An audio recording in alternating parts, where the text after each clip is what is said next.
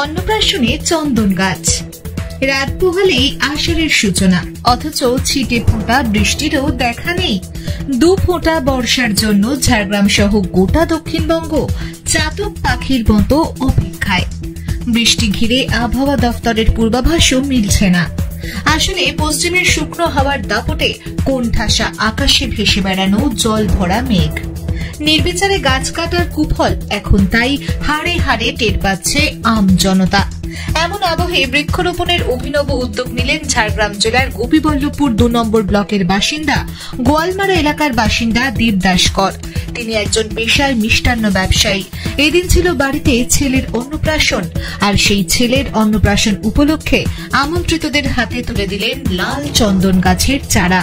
অন্নপ্রাশনের অনুষ্ঠানে লাল চন্দনের চারা উপহার পেয়ে অভিভূত আমন্ত্রিতরা। জানা গেছে ওই অন্নপ্রাশন অনুষ্ঠানে প্রায় 400 জন আমন্ত্রিত ছিলেন।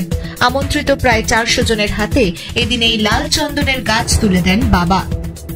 আর অভিনব উপহার তুলে দেওয়ার নেপথ্য কারিগর ছিলেন এলাকার বিশিষ্ট সমাজসেবী তথা পরিবেশ কর্মী বিশ্বজিৎ পাল।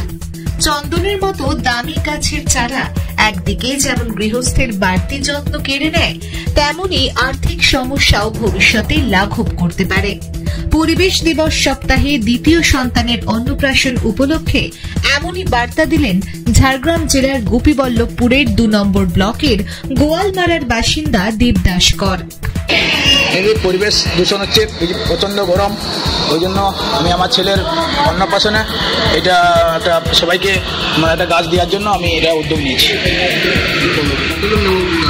400, হ্যাঁ, চন্দন গাছ, হ্যাঁ চারা পেয়েছি আমি।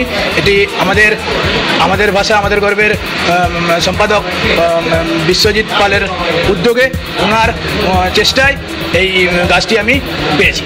400 চারা ওনার উদ্যোগেই পেয়েছি। 400টা গাছ দিয়েছে, মানে হঠাৎ করে আপনার অন্নপ্রাশনটাকে বেছে নিলাম কেন? অ্যাকচুয়ালি আমরা দেবদাস ভাই সে বলে যে আমার অন্নপ্রাশনে আমি কিছু করতে চাই সমাজের জন্য। তো মানে সমাজের জন্য আমরা তো বিভিন্ন সময় বিভিন্ন কাজ করি। তো আমাদের সুবর্ণরৈখিক পরিবার আছে, আমার কাছে সামকার গর্ব যে পরিবার আছে, তার পক্ষ থেকে বিভিন্ন সময় বিভিন্ন মানুষের উদ্যোগে আমরা সামাজিক কাজ করি।